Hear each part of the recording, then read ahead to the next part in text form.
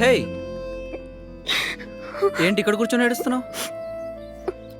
ఏం లేదు సార్. పర్వాలేదు, చెప్పు.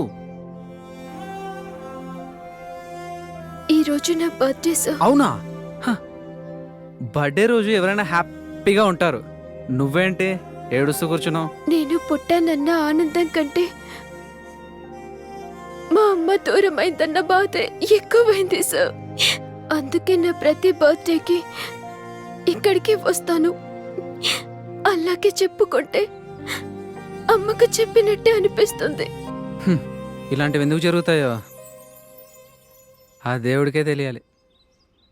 అలా అని జీవితం మొత్తం బాధపడుతూ ఉండడం కరెక్టే అంటావా? నా బర్త్డే రోజు ఇంకో బ్యాడ్ ఇన్సిడెంట్ కూడా జరిగింది.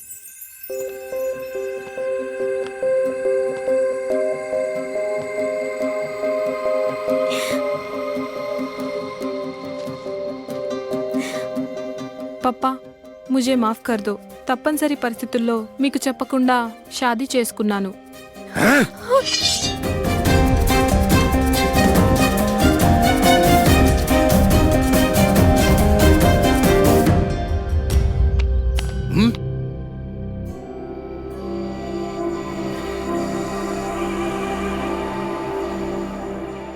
पापा छोड़ दो पापा, दीदी को छोड़ दो. అడ్డు తప్పుకో బేటీ. ఏక్ బార్ సునో పప్పా. మీ అమ్మతో పాటు నేను చచ్చిపోయాను అనుకున్నావా? ప్రాణం కన్నా పరువుకు విలువిచ్చే మనిషిని నేను.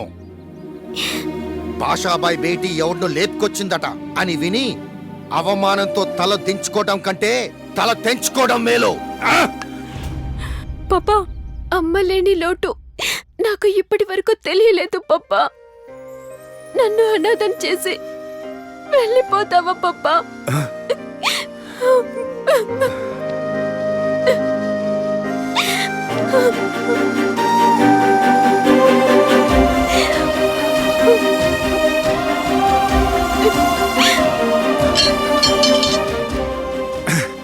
ఈ రోజు నుంచి నాకొక్కతే కూతురు.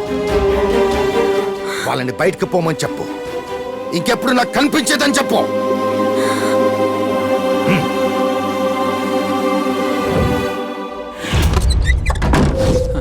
అవన్నీ జరిగిన రోజు నీ పుట్టినరోజు అయింది, కానీ నీ పుట్టినరోజు వల్లే అవన్నీ ఏం జరగలేదు. సో బాధపడ్డం మానేసి బాగా ఆలోచించు, నీకే అర్థమవుతుంది. Okay?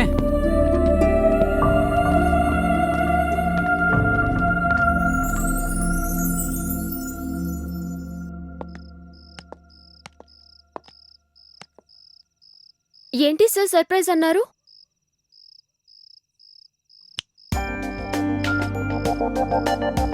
Many more happy returns of the day, Manisha. Hey there, Manisha. Happy birthday. Many more happy returns of the day sister. అన్నట్టు పప్పాకి నా మీద కోపం తగ్గిందా?